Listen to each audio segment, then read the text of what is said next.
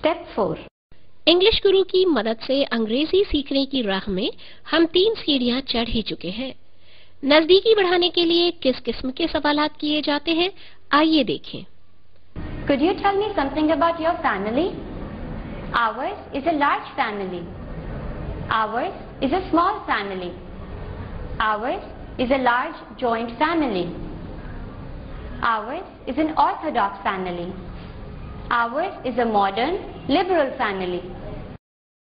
अपने family member के बारे में कैसे बताना है, आइए देखते हैं। There are 8 members in our family. We are 6 members in our family. My father, my mother, my 2 sisters and a brother besides me. I have 2 brothers and a sister. We are 2 brothers and a sister. आप अपने दोस्त से उनके father के बारे में कैसे पूछते हैं? What is your father? What is he?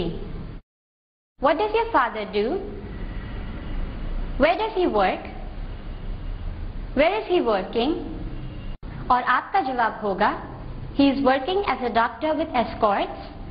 He is a doctor in escorts.